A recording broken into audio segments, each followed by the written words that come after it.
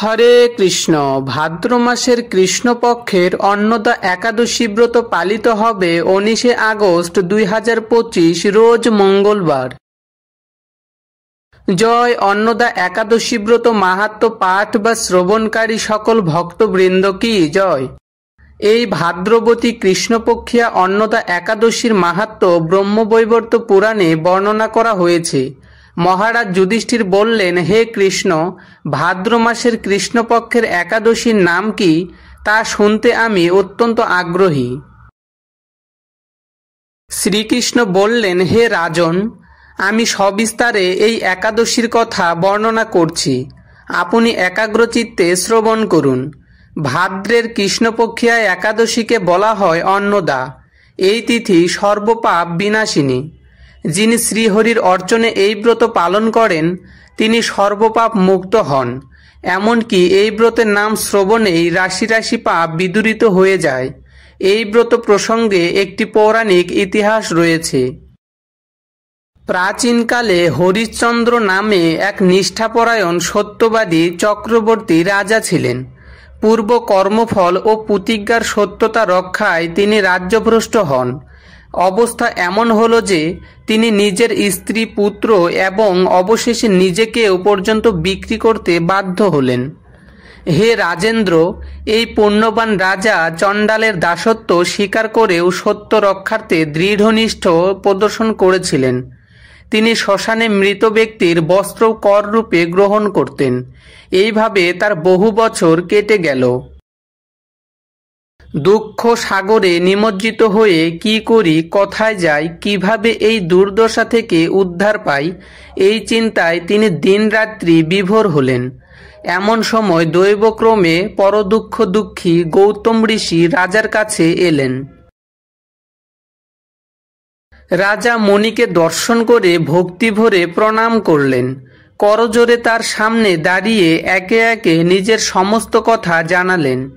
রাজার দুঃখের কথা শুনে মুনিবর বিস্ময়াপন্ন হলেন। অত্যন্ত ব্যথিত হয়ে তিনি বললেন, হে রাজন, ভাদ্র মাসে কৃষ্ণপক্ষের একাদশী অন্নদা নামে জগতে প্রসিদ্ধ। আপনি এই ব্রত পালন করুন। এই ব্রত প্রভাবে আপনার সমস্ত পাপের বিনাশ হবে। আপনার ভাগ্যবশত আগামী 7 দিন পরেই এই তিথির আবির্ভাব হবে। ওই দিন উপবাস থেকে রাত্রি জাগরণ করবেন। এইভাবে ব্রত উদযাপনে আপনার সমস্ত পাপ ক্ষয় হবে। হে রাজন, আপনার পুণ্য প্রভাবে আমি এখানে এসেছি জানবেন। এই কথা বলে গৌতম মুনি অন্তর্হিত হলেন।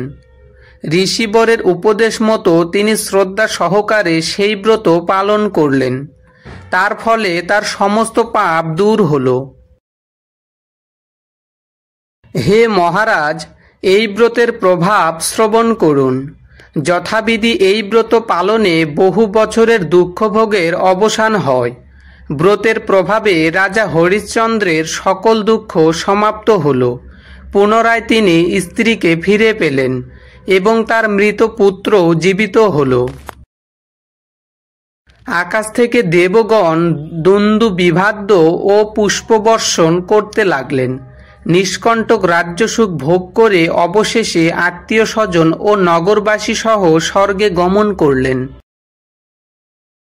যে মানুষ নিষ্ঠা সহকারে এই ব্রত পালন করেন তিনি শ্রীহরি চরণে ভক্তি লাভ করে অবশেষে দিব্যধামে গমন করেন। এই ব্রতের মাহাত্ম্য পাঠ ও শ্রবণে অশ্বমেধ যজ্ঞের ফল লাভ হয়। জয় অন্নদা একাদশী ব্রত মাহাত্ম্য পাঠ বা শ্রবণকারী সকল ভক্তবৃন্দ কি জয়। সুপ্রিয় সুধী ভক্তবৃন্দ, এখন আমরা বাংলাদেশ ও ভারতবর্ষের বিভিন্ন স্থানের পারণের সময়সূচি জেনে নিব।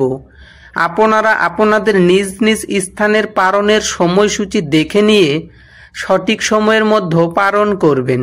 হরে কৃষ্ণ। হরে কৃষ্ণ হরে কৃষ্ণ কৃষ্ণ কৃষ্ণ হরে হরে হরে রাম